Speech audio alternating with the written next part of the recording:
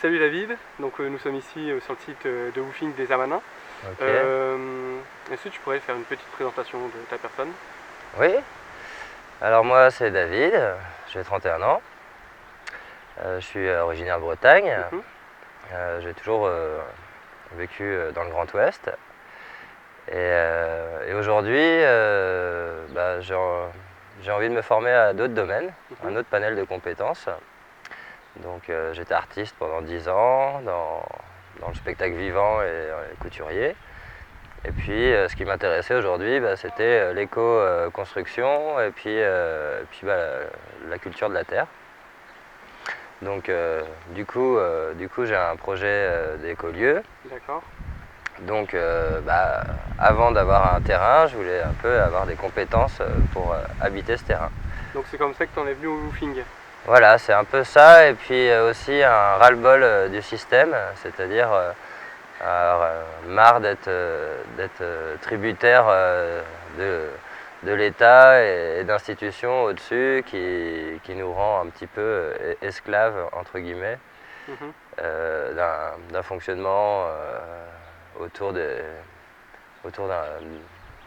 monde de la finance, etc., qui nous mettent des pressions. Et donc, subissant ces pressions, aujourd'hui, j'observe un nouveau mode de fonctionnement et plutôt une dynamique vers l'autonomie.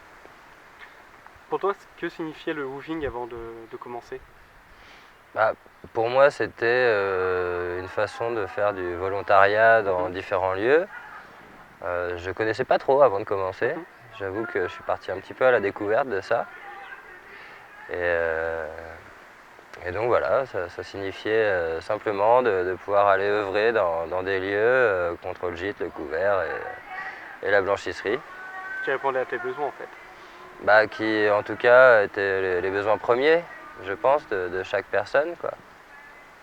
Et aujourd'hui, je me vois pas forcément travailler autrement que pour ces besoins-là, Mhm. déjà pour moi-même, mais aussi dans la vie, dans la vie active. Je trouve que c'est une bonne solution pour aller vers la solidarité et le réseau d'entraide autour du woofing et de l'écologie, quoi.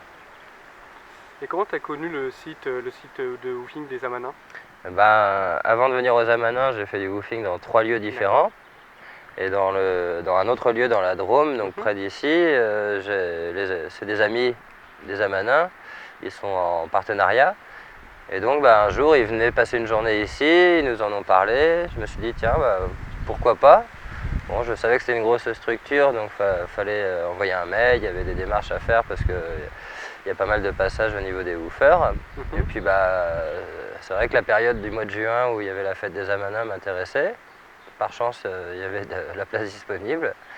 Donc j'ai eu une réponse positive et je suis venu un petit peu voilà, au hasard. J'avais pas forcément anticipé sur ce site-là. D'accord, d'accord. Et si tu avais un mot à donner aux personnes qui se demandent encore s'ils vont faire du Woofing?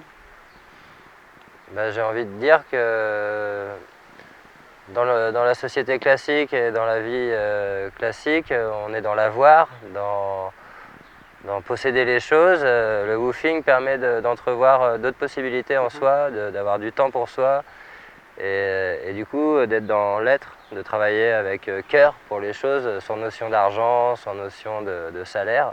Qui trouble. Ce que je trouve très intéressant pour expérimenter la vie autrement. Ok, bah merci bien David. C'est cool.